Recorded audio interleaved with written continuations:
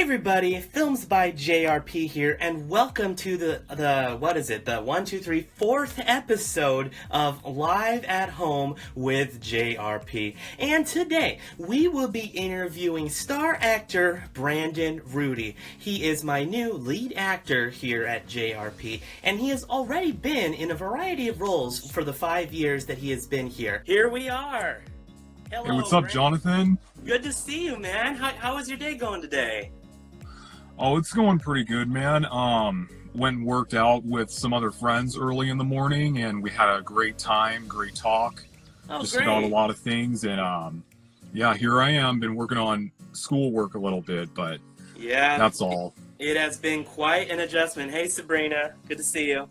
It has been quite an adjustment with the virus and everything like that. So, what have you been doing to stay busy and keeping busy, having things to do, school? How's that all been for you? It's been pretty good. I've obviously been working on my online classes, and having all these lectures and conference meetings, and they're pretty good. All these conference meetings are kind of tedious, kind of long, like my anatomy conference goes 5 hours, 2 days a week. Ooh. So that's kind of a little gruesome, but How's than that, it's pretty good, man. Although I'd say it's not as pleasant not being able to talk to my classmates as much. Yeah. Because not being able to hang out with them, not being able to have them help me and me help them on their homework and studying. So that's kind of a downside, but other than that, it's pretty good, dude. How's the teachers been for you? Because I have one teacher that is he's pretty new to technology, and he doesn't know how to use Zoom, and so he's putting up his lectures on YouTube, which it's good, but it also means that I can't communicate with him in real time. I can ask him questions afterwards, but not as he's doing the lecture. So have your teachers been able to easily adapt to technology? Oh, absolutely. It couldn't be closer to the truth for me. My anatomy professor, we could talk to him one-on-one during the lectures, and we could put our microphone off, turn our microphone on, stuff like that, if we have a question or if we want to raise our hand, something like that. So oh, cool. Yeah, it's really useful, and we're able to just talk to him normally as if we were just going to school, Oh, that's and really good. same with my math teacher. My math teacher is really nice, and he's been doing conferences also, but I haven't been doing those as much because he says they're not as needed as the anatomy ones are. Of course, I have to attend the anatomy one every day, but yeah, that's pretty much how it's going with that. There's been times when it's harder and easier for me. I have one class where I don't necessarily even have to attend. They said it's optional, although I've continued to attend because I want to get as much information as possible. And then there's another class where it's actually harder than it was in school, because when you're making a bunch of PowerPoint presentations for a lecture, it's all too easy to put in a ton of facts. So last week, I was writing notes for 3.5 hours, and I just wrote... Wow. I wrote nearly 20 pages of solid notes. There's so much information, so my hand was hurting afterwards. Oh my gosh. But Yeah. yes, it's we're all trying to figure this out. And as I was telling Allison yesterday, I think that after we all get better with the virus, that we're going to see a big change in the school system, because right now there's only 7 subjects, but I think after all this they're going to add an 8th subject, which is technology, because just a year ago I wanted to offer computer classes at various co-ops, but they said they only had room for prime classes, not electives. And now there's tons of people stuck at home that maybe don't know how to use the computer, and they're very new to all this information, they could use that information. So I think we're going to see a big change in the school system. So that's Wow. That's very interesting. And so again, getting back to how we're getting on, how has the shopping experience been like for you when you ever have to get supplies or stuff like that? It's been it's been pretty smooth. Like Really? my mom's just been sending me out like once here and there to go to the store and get some supplies that we run out of, like what would you say, like toilet paper, obviously, but my parents, my dad usually goes to Costco and gets toilet paper, so we're fully stocked out on that stuff. I just And then- can't imagine in like, oh, sorry, go ahead. Oh yeah, I was just saying that my mom kind of sends me to the grocery store to get like supplies, like food, drinks, ice, tea, stuff like that, and like just cooking supplies that she needs to cook dinner. And she's been cooking dinner more often, which is a perk. Oh, Kinda. yeah. Yeah, but Yeah. Sabrina's like, she said they only go shopping once a month. I wish. Like, oh really? well, you need to have a big kitchen in order to put all the stuff away. We don't have that big of a kitchen, but finally we just recently got enough stuff because we were having a hard time at first. You know, we used to go out every day for like 1 week. We went out every single day trying to get stuff, and finally we're all good, which is so silly because out of all these supplies to be needed, why is everyone buying toilet paper? I still don't get it. Yeah, I mean, Yeah, it's like, you know, I need my hot Cheetos, man. I'm like, yeah, you know, you gotta get the supplies. You gotta live off your hot Cheetos, your donuts, your ice cream, you know, all those essentials. Yeah, you know, you wouldn't believe how many toilet paper rolls and boxes I deliver, like, in my job. You know, like, Oh, I bet. I deliver so much, and, like, there's at least, like, 15 boxes in the back of the van that I deliver, and it's pretty crazy. Oh, gosh. Well, when we're not out looking for supplies, we are trying to squeeze in some time at home to relax. And you and I have been watching. Oh, look, Sabrina just said Brandon should deliver me some hot Cheetos. Yeah, I'd love to. But what I was going to say is you and I, when we have time to relax, we've been watching the Star Wars The Clone Wars on our own time.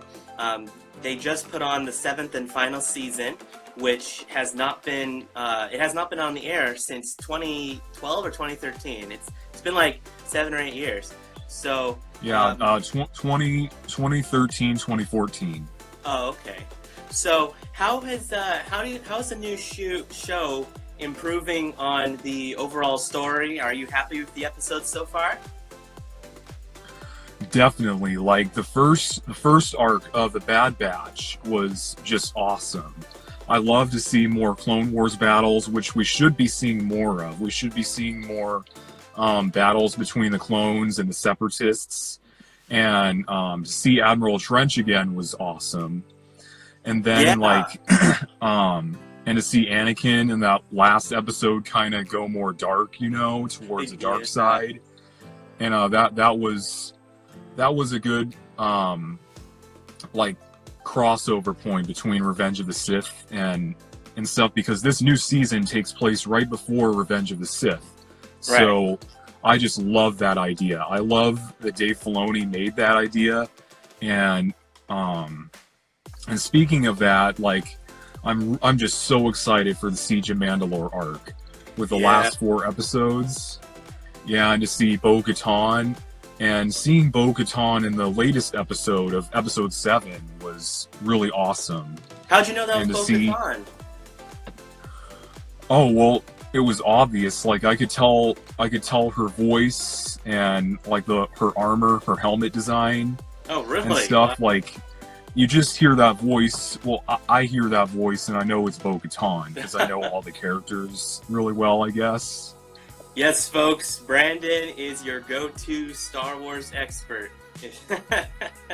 Yeah, Yep, which makes me true. wonder. I wonder if the Ahsoka arc and the Siege of Mandalore arc are going to combine.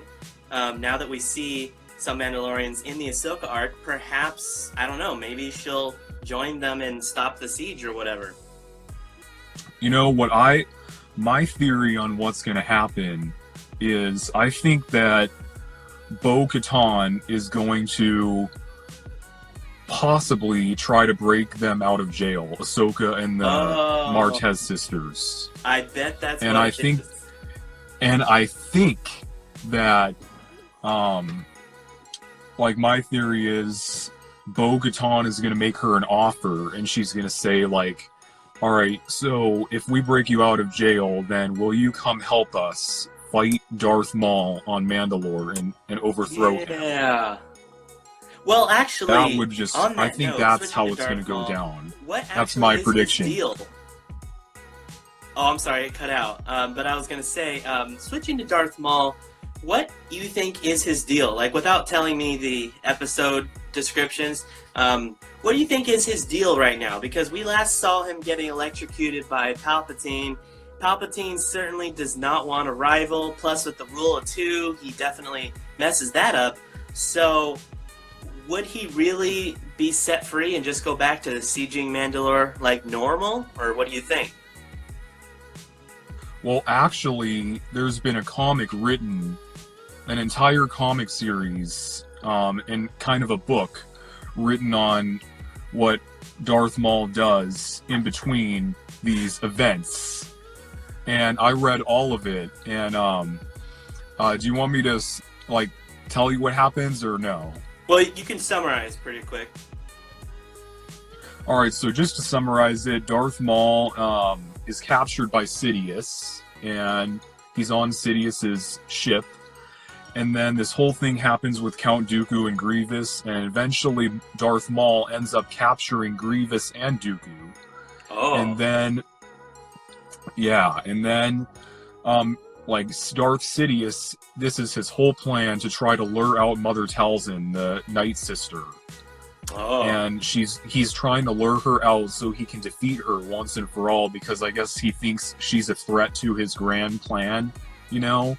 Uh-huh. And so what happens is Darth Maul, he forms the Shadow Collective, like the Pike Syndicate, and also like the Black Sun and the Hutts, but the Hutts back out of the deal. But what happens is they go to this planet and Maul captures Dooku, and Mother Talzin tries to possess him somehow. But then Sidious and Grievous are on the same ship together, and they go to rescue Count Dooku from Maul and Talzin. And eventually Grievous ends up just destroying Mother Talzin, and then Darth Maul escapes from Sidious, and he boards like a Mandalorian ship, and then I guess he just goes back to Mandalore. Oh, So, wow. yeah, that's what happens. Interesting because I'm assuming that comic is canon, and it's interesting to hear that Palpatine was active before he was truly revealed, because I was under the impression that he pretty much really didn't do anything Sith related, like fully active like that. So that's truly interesting. Those events don't tie perfectly into the Siege of Mandalore because in the trailer for the new Clone Wars, you see Darth Maul with a new double-bladed lightsaber, right? That's right. And that second lightsaber he has on his hilt is actually, I believe, is Asajj Ventress's hilt lightsaber. Really? So then she's gonna die then? Well, there was already a whole book written about how Asajj Ventress ends and stuff. It's called Dark Disciple, and basically she. Huh? You had actually told me about it, and I remember hearing about it. But what I didn't know is, does that comic take place before the 7th season? Like, are they going to assume we read it? Probably. like well, because like Asajj Ventress, you know, like she gets a yellow lightsaber from the black market, and then she ends up like falling in love with Quinlan Voss and stuff, and they try to hunt down Count Dooku and stuff, but then Ventress ends up dying by trying to save Quinlan's life, which she does. And then after that, like, I guess Darth Maul somehow gets a hold of her lightsaber somehow. Oh, like, wow. I don't know. Well, we got a lot of well, actually, we don't have too many episodes left. We have 5 episodes left before the show ends forever. So I'm very eager to see what happens. So stepping out of the TV world a little bit and going back to the movie realm, I want to talk a little bit about the various films that you have been in. You've been with us since 2015. I've known you, I think, since 2013, I want to say. Maybe a little longer than that. Maybe 2012 or perhaps something. Yeah, but so the first movie you were in was Star Wars vs. Star Trek V. You played Scar the Sith Lord. We didn't see your friend. I was reading Sabrina's Con. We didn't see your face too much. It was literally for like a few seconds. So then your role after that, you know, honestly, there's so many, but I'm struggling to remember the order. But what I know you were in for sure was you were in Paradox 2, 3, and the prequel as Professor Evan. Oh, that's right. And you were also Korath the Klingon in Star vs. Star Trek 7 and 8. Yes. What do you remember about playing Korath, getting the makeup on, and having to become that character? Well, you'd think the makeup, having all that makeup on for a Klingon would be like really, really uncomfortable and tedious.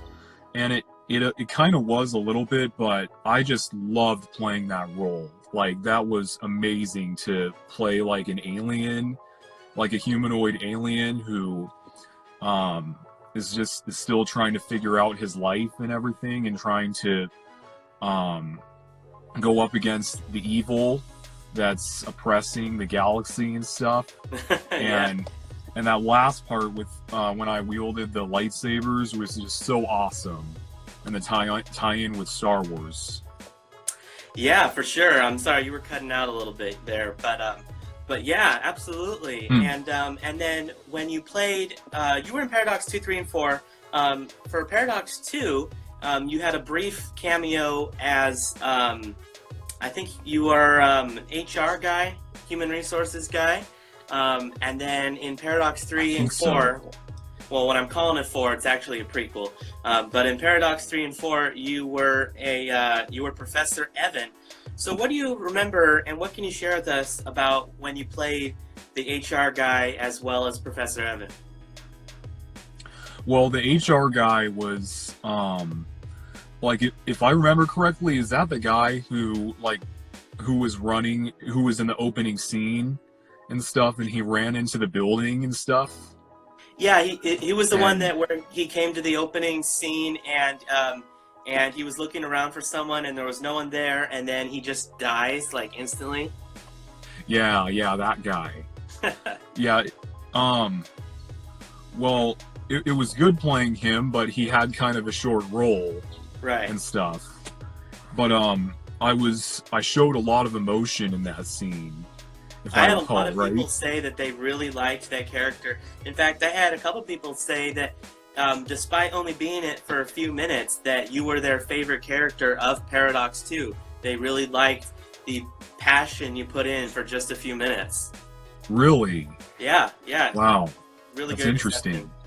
But then also about Professor Evan, excuse me, is there anything you can tell us about when you played that role? Yes, absolutely. Like, I think Professor Evan, his craziness was my favorite part about him. And like, just being able to let my crazy side run loose a little bit and like kind of allow him to respond to different situations like in that way was just so fun to play. Absolutely. And like him interacting with Rachel and like the main villain. Who was the main villain again? Well, in Paradox 2, the main villain was Vex, played by Justin Smith, and in Paradox 3, Yeah, the main Vex. villain was Mel, played by Rebecca. Oh yeah, that's right, Mel. Yeah. Did I have any interactions with Mel? No. It is strongly implied that you did, but we don't actually see any of that on film. Oh, gotcha. Right. Okay, yeah. And so going forward, you know, I'm using this time where we're stuck at home to try to figure out my next move film-wise, because we've filmed at that one location for, you know, 4 movies now, and I feel like we're kind of, you know, oh, bye Sabrina, good seeing you. She's leaving now. Oh, see you later, Sabrina. I feel like I've kind of worn out my welcome a little bit on that building, and that it's kind of done. So the biggest struggle of a filmmaker that you don't often hear about is finding a location. Location. That is the hardest thing, because that building was so great because, you know, it's completely sealed off. There's tons of long hallways. You know you're not going to be disturbed. It was great. But, you know, we've done 4 movies there. So because I have ideas for more Paradox movies, like I could turn this into a whole saga if I wanted to. I had a prequel idea for Justin as Vex, but unfortunately he's retired from Films by JRP, so we're not going to be able to do that. But I do have an idea for like a final movie where, despite all odds, the good guys are victorious. Despite that everyone's dead, I have ideas on how they'd come back and stuff. But I don't want to do it in that one building because it's been done. So going forward, that's going to be the struggle, because the way you and I and other characters made movies early on is that we just filmed in our house. You know, and I don't show those too often, you know, because it's my home. I don't necessarily want to share those too much anymore, so I try to make it more of a nondescript place now when I can. So that's definitely going to be a thing. But as I talk to you and Justin and Rebecca, and I'm always looking for new ideas for films. As I've always said, anytime you have a new idea, I want to know. Go ahead. Oh, sorry to interrupt, Jonathan. I think you kind of cut out back there a little bit. Oh man, am I good now? Oh yeah, I think I could hear you now. Well, anyways, I was saying, if you ever have any movie ideas, let me know, because I'm always looking for new ways that I can get a production out there for sure. Yeah, man, I always got new ideas for new movies for you.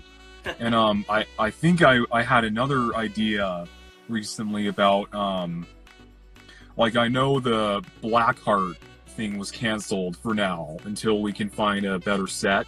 Right. To film, like maybe on Hollywood grounds somewhere, like in that thing when you make enough money, you know. Right, absolutely. Because that is an option. There's that website that just lists a lot of set locations. All you gotta do is you send them the money, and you can do whatever you want for an hour. You know, so the next time we have a bit of extra cash on hand, you know, we can drive out there and, you know, if we're coordinated and use that hour very efficiently, we could have a really, really nice set. Because, man, you should Google that. I'll look up the website later, but it's amazing because there's like fully furnished 3-story mansions you can rent out that have like an Olympic-sized swimming pool in the back.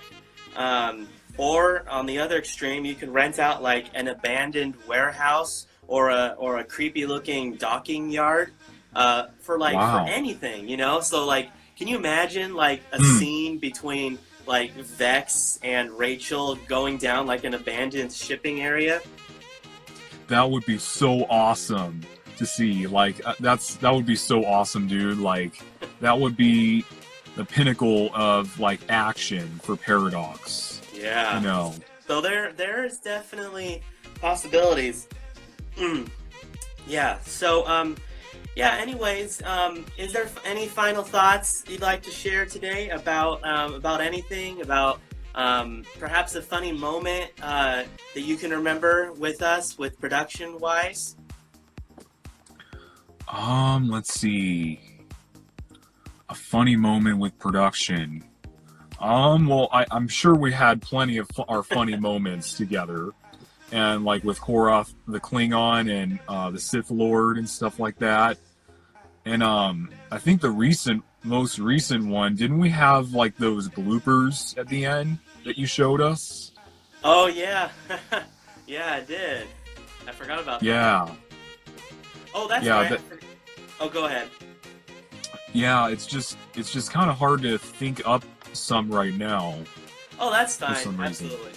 But yeah, Yeah, we but had a lot of good moments. Probably because, when we were so busy with the production, there wasn't too much time to hang around because we were getting a lot of things. And most people probably think that, because I'm a YouTuber, that it's all fun and games. But we actually, we're pretty business oriented when we're filming. It's just, let's get the action done. You and I hang out plenty of times, but when it's time for filming, it's like, we're locked in and we get done what we need done.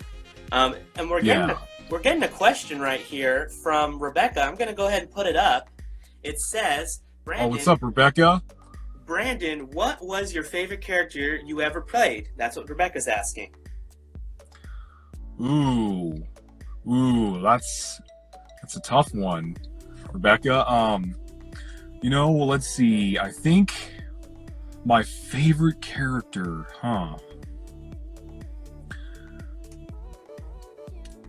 Let's see. There's so many good ones. Yeah, I think honestly it's got to be Korath the Klingon. Yeah.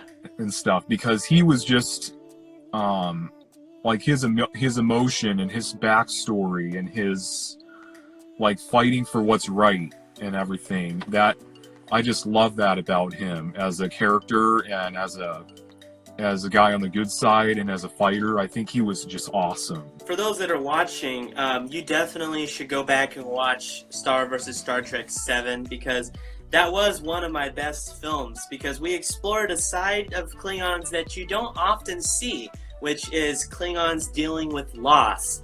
Because usually Klingons are these very rough, exterior people that they don't really show too much emotion other than anger, which, you do show. You are very rough, but also, and again, I don't want to spoil it for those that haven't seen it, but there are moments in the two movies that he's in where, in fact, by the time you get to the second movie, I would say that he's completely transformed into more of a bitter character because of the events that happened at the end of the seventh one, which is, again, very interesting to see because we do not normally see that with Klingons. But when you have your home taken away from you and you're stranded on another planet, everyone is gone and the Empire is bearing down on you, it's tough to stay positive. And so that's an interesting dynamic, and I think you acted that expertly well, and you just really communicated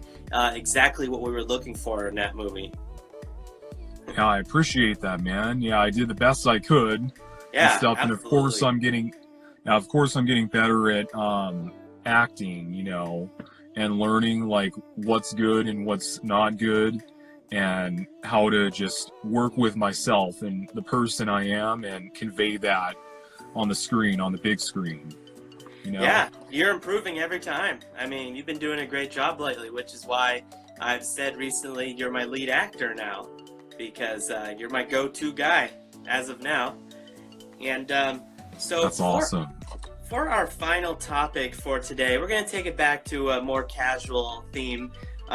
Recently, you've been playing the game Half-Life 2. You're a newcomer to this game. You haven't played it before, but you quickly got through the entire game just right around the time that the new Half-Life game came out called Half-Life Alyx, which will be exclusively on VR. So, what was your experience playing that game, and what do you expect out of the new Half-Life game?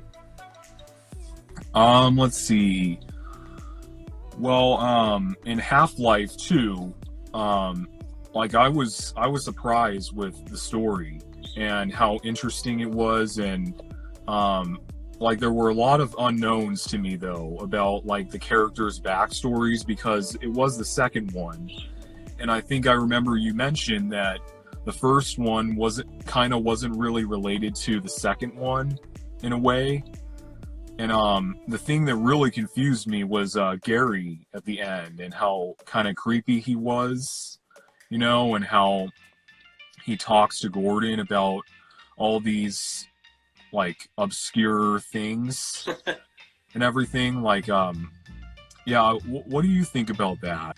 Well, to this day, the G-Man is known as one of the most interesting and mysterious characters to date. Where, again, I assume you haven't seen spoilers for Half-Life Alyx, but all I'll say is that the character remains mysterious. Like, we learn one or two more things about him, but even through the new game, we still don't really know who he is. Like, one thing, I know one sentence they mentioned in the end of Half-Life 2 was he says, my employers would like this or that. We don't know who his employers are. We don't know what his end goal is, if he's with the Combine or if he's trying to help the humans. We're not really sure. And I think Valve is really, you know, that's a strategy to keep us guessing, which is why it seems for the first time ever, we may have a confirmation that Half-Life 3 is in the works.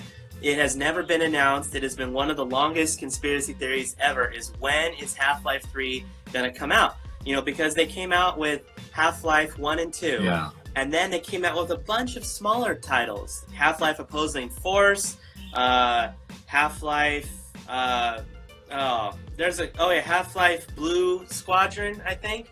And then Half-Life 2 Episode 1, Half-Life 2 Episode 2, and now Half-Life Alyx. They refuse to make a third one. But, and again, I'm not going to spoil it for you, but the end of Half-Life Alyx implies strongly, based on events that happen, that there finally will be a third game, which I hope so, because it sets up some incredible events of things that could happen. So I'm truly excited for it, which reminds me, you gotta buy Episode 1 and 2. It's not as great as what you played, but it's still pretty good.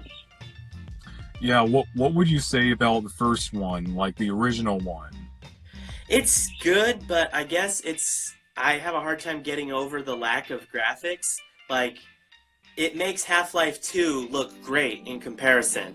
Like, we're talking about 1997 graphics here, you know, so it's pretty cartoonish. Dang, wow. Yeah, so, you know, and like I said, the story's pretty standalone, but as you did point out, they do introduce you to some characters. Not all of them, because some of them in Half-Life 2 are new characters, but it introduces you to Gordon Freeman and Dr. Kleiner and Barney. So that is interesting. The main point of Half-Life 1 is it shows you the series of events that led to the alien invasion that we see in Half-Life 2. You know, they open a portal.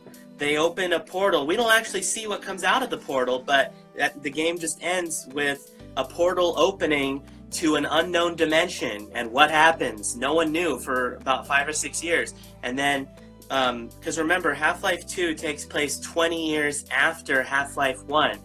So during that 20-year span, the aliens came in and invaded. And you can find some Easter eggs in Half-Life 2 where they touch on the fact that once the aliens started invading, it only took them 7 hours to take over the entire planet. Dang, wow. So it's a pretty resourceful.